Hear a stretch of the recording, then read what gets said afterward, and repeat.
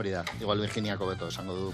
Programaren helburua bihotz berdeak azkenean hori daukalako bere jomugan, ez? Bai, eta gero aparte dakana ere, badaude ekintzak, eskolaz kanpokoak, mota guztitakoak, kirol pila bat, eta baina bai dagoela ume talde bat, edo neraben talde bat, beste zaletasun batzuk dazkatela, eta etzekaten eremu bat, bere zaletasun horiek garatzeko.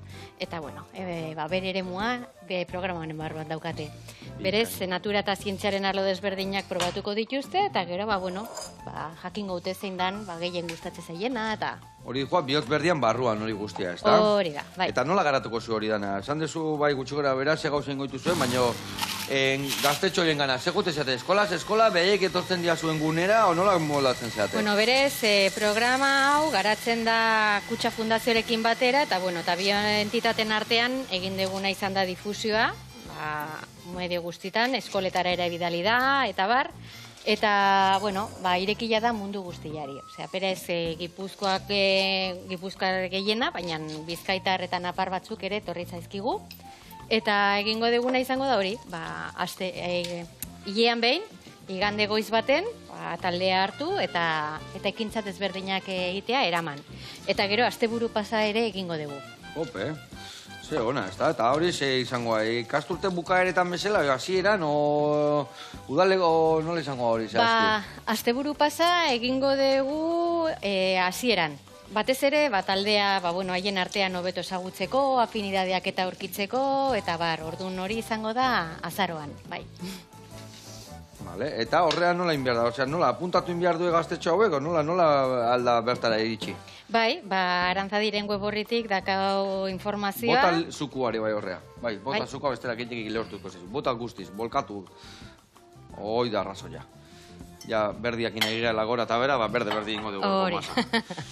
Hori, informazio guztia Arantzadiren web horrian daukagu, eta bertatik ja izena eman daiteke programan parte hartzeko. Onda. Eta ze gauza interesgarria eta beharrezkoa, ez da? Azkenian. Bai kontatzei guela askotan, esaten digue, liburutan ikusten dugu, baina bai bertara jun, da aiten izaten ekintza horiek, ikutu, sensazio horiek, barneratzeko benetan, ez da? Bai, azkenean, ingurumen hezkuntzari dagokionean, oso ohikoa izan da, ikasleak edo umeak eukitzea jendeari entzuten, aditu bati, baina hori ere pixkat aspergarri bihurtzen da, ez badin badituzu sartzen dinamika hortan, eta ez baditugu parte egiten. Orduan, saiatzeuko garena da, entzuteaz gain gero beraiek ere egin dezatela lan hori, edo izan daitezela ikertzaile egun batez, edo utziko diegu pixka saltzeatzen. Alde neurrian, baina hori izango da gure asmoetako bat. Nola izango dira irtera horiek? Ze ikintza mota? Nolakoak izango dira ekintza horiek? Guain adibidez urrian, egingo dugun lehenengo ekintza, izango da geologia ikasteko. Bai?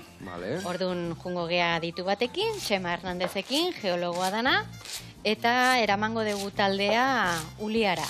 Uliako kalatara, eta bertan handauden harriak ezagutu, aztertuko ditugu, nola sortu dian, nola metatu zen harri hori, zenbat denbora daukan, eta bar. Hori da asmoa. Eta holako zenbat ekintza desberdin egongo dira? Denera 13. 13? 13 ekintza desberdin. Hilabeten baten... Pixkanaka, eta... Beste zailo bat biharko dugu. Hilaberen baten ekintza bat baino gehiago egongo da. Hori da.